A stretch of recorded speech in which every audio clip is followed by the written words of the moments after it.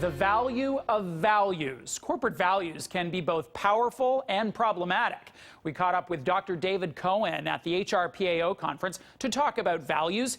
His book is called Thinking Inside the Box. And I started by asking him if he was even allowed to say that. It catches people by surprise. I'm sure it does. And what do you mean by it in the context that you're using? In the context I'm using it is that the concept is that culture will always trump strategy. Culture is based on the corporate values.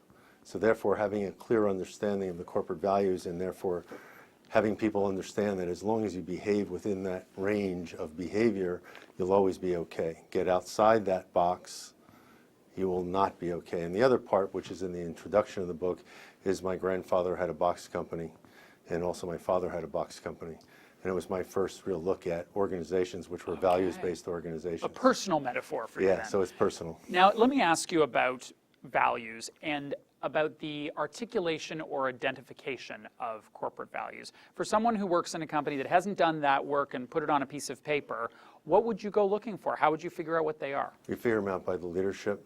They're a top-down activity, plus the fact you figure them out by the history of the organization. For instance, Jack Welch was not good for GE. GE was good for Jack Welch. Why? Because he had exemplified the values of Thomas Edison.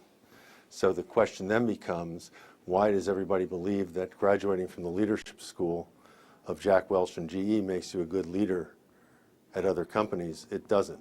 It makes you a good leader at GE, unless your company is like GE in the values and the culture.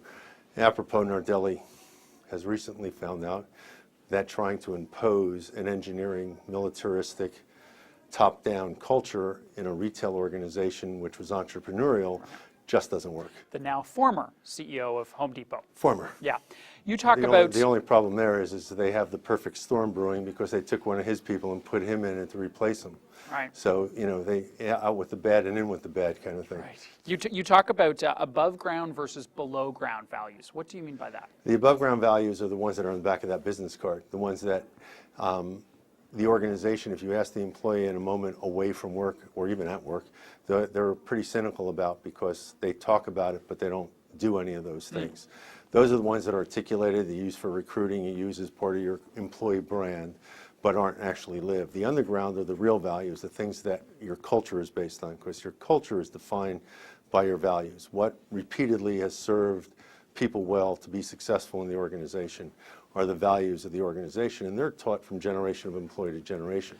Those are the underground. When the underground and the above ground are one and the same, then you have a healthy organization. Now, for some, and certainly for unhealthy organizations, there may be values that don't work in today's business environment, but they're really there. How do you evolve them, change them, transform them? I don't think you do. You don't? No, I don't think you can evolve values over a very long period of time.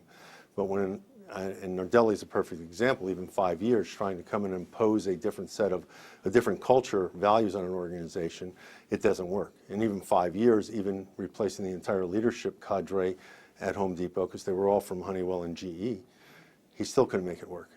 So the reality is that you have to celebrate the values that got your company to be good in the first place and differentiate that from strategy. A lot of organizations, I think, scare their employees, if I could say that, by saying we're going to evolve the culture.